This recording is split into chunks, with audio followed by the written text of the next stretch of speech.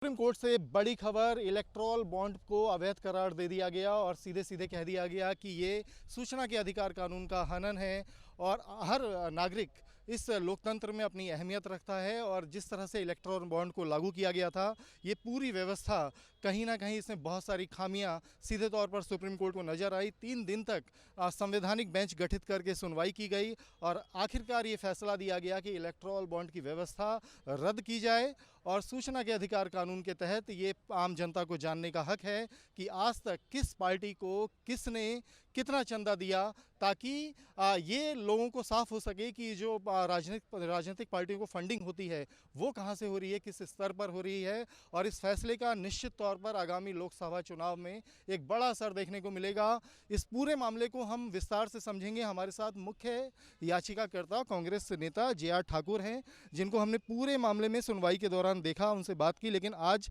जब फैसला आया है तो उनका पक्ष भी जानते हैं। नमस्कार मैम, जो आज का फैसला है उसका असर कहाँ तक होगा, लोग उसे कैसे समझें? देखिए, ये एक आम जनता की जीत है, क्योंकि इसके पहले जितनी जो इलेक्टोरल बॉन्ड स्कीम थी उसमें नाम और अमाउंट डिस्क्लोज़ नहीं हो रहा था। तो किस व्यक्ति ने कितना अमाउंट किस पार्टी के लिए दिया, ये एक आम व्यक्ति के लिए डिस्क्लोज़ नहीं हो रहा था। तो अब जो है, अगर ये स्कीम रद्द होती है तो आप कुछ भी फंडिंग अगर पार्टीज़ को देते हैं तो कोर्ट ने ये निर्धारित किया है कि आप उनका नाम और कितना उन्होंने धनराशि पार्टी को डोनेट किया है वो डिस्क्लोज़ करिए। उससे कहीं ना कहीं ट्रांसपेरेंसी मेंटेन होगी और ये हमारे राइट टू इन्फॉर्मेशन एक्ट के तहत हमारे हितों को प्रोटेक्ट कर रहा है। जिस तरह से जब ये मामला चला, केंद्र सरकार ने कहा कि ये इलेक्टोरल बॉन्ड जो है ये पारदर्शी है, एसबीआई बैंक को पता होता है किसने कितना चंदा दिया है। इसी पे आपकी आपत्ति थी कि ये शेल कंपनियों के द्वारा जाता है, आम नागरिक नहीं जान पाता है कि किस पार्टी को किसके जरिए और कितना चंदा दिया गया।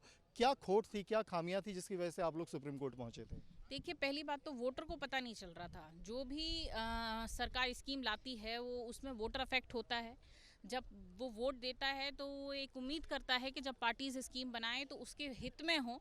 एक गरीब जो गांव में दूर बैठा है व्यक्ति है, जो सभी चीज़ों से अनजान है, उसके हित की रक्षा हो सके, इसलिए वो एक उम्मीद में वोट करता है।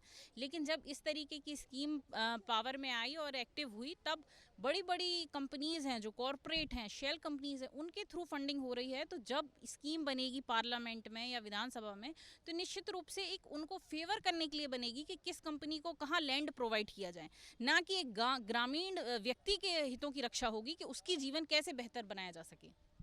इलेक्टोरल बॉन्ड को लेकर ना केंद्र सरकार समर्थन में थी, तो ये जो आज का जो फैसला आया है, क्या वो सिर्फ केंद्र सरकार के लिए झटका है या सभी राजनीतिक दलों को इससे बड़ा असर पड़ने वाला है? देखिए, केंद्र के लिए बहुत बड़ा झटका हो सकता है, क्योंकि ये उनके लिए ही फ़ायदा कर रहा था। बाकी थोड़ा बहुत अफेक्ट ये सभी पॉलिटिकल पार्टीज़ को करेगा, लेकिन मैं समझती हूँ चाहे वो पॉलिटिकल पार्टीज़ कोई भी हो, उसकी जो फंडिंग है वो ट्रांसपेरेंट होनी चाहिए, जिससे करप्शन में कंट्रोल कर सकें और ब्लैक मनी और मनी लॉन्ड्रिंग जैसे बड़े मुद्दे जो हैं उन सभी चीज़ों को अफेक्ट करता है ये। आज जब चीफ जस्टिस चंद्रचूड़ जब ये फैसला सुना रहे थे तो उन्होंने बहुत तल्ख टिप्पणियां की। उन्होंने कहा कि लोकतंत्र में छात्र भी हैं, एक गरीब मजदूर भी है, उसका भी उतना ही हक है जितना कॉरपोरेट का है। तो ये टिप्पणी का क्या मायने हैं, इसका क्या असर समझा गया? देखिए, इस टिप्पणी के बहुत बड़े मायने हैं। हमारे जज सर ये समझ रहे हैं कि एक जब स्कीम बनती है तो वो उस छात्र के लिए भी होनी चाहिए जो एक किसान परिवार से है और अकेला बच्चा किसी भी इंस्टीट्यूट में पढ़ रहा है। ये उस गरीब किसान के लिए भी होनी चाहिए जिसका सारा दिन धूप में सिर्फ किसानी खेती करने में जाता है, उसके हितों की भी उसमें रक्षा होनी चाहिए। सिर्फ कोई बड़ी कंपनी ने कुछ अमाउंट सरकार को दिया गया है तो सिर्फ उनकी कंपनी को फ़ायदा पहुँचाने के लिए हमारी सरकार ना काम करे।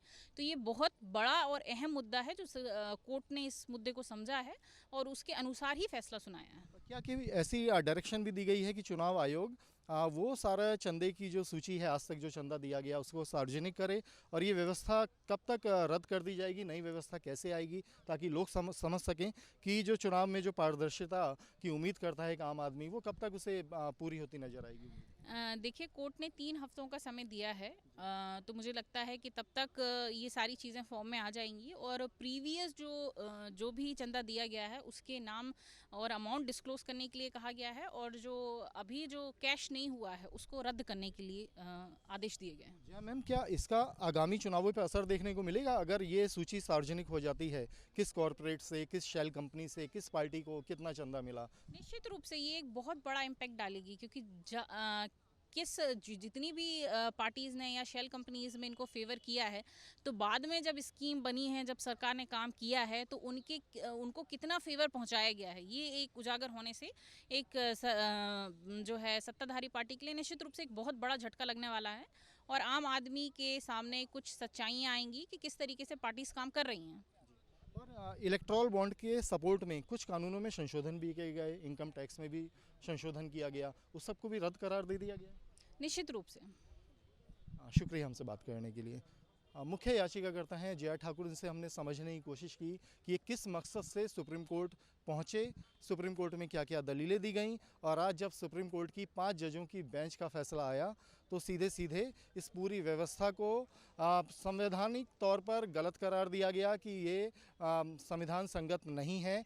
और यहाँ हम ये भी बता दें कि केंद्र सरकार ने कहा था कि ब्लैक मनी का जो फ्लो है उसको रोकने के लिए इलेक्ट्रॉल बॉन्ड सही है। इससे जो राजनीतिक पार्टियों को चंदा मिलता है उसकी जानकारी एक बैंक के पास रहती है।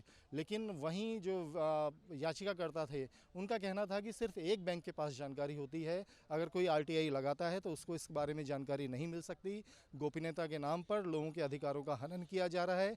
कहीं ना कहीं इस तरीके से रिश्वत की जो परिपाटी है उसको बढ़ावा दिया जा रहा है, तो ये तरीका गलत है। और सुप्रीम कोर्ट ने भी माना कि इलेक्ट्रॉल बॉन्ड की जो मौजूदा व्यवस्था है वो बिल्कुल गलत है। एक ऐसी व्यवस्था बनाई जाए जो पूरी तरह से पारदर्शी हो। किसी भी राजनीतिक दल को अगर कोई भी चंदा मिलता है तो उसके बारे में हर नागरिक को जानने का हक हो, ताकि वो अपने मताधिकार का प्रयोग करते समय अपने विवेक से जब वो आगे बढ़ेगा तो उसे पता हो कि किस पार्टी को किस सोर्स के जरिए कितना चंदा मिला है। वीडियो जर्नलिस्ट सिद्धार्थ के साथ अवनीश चौधरी, न्यूज़ नेशन दिल्ली।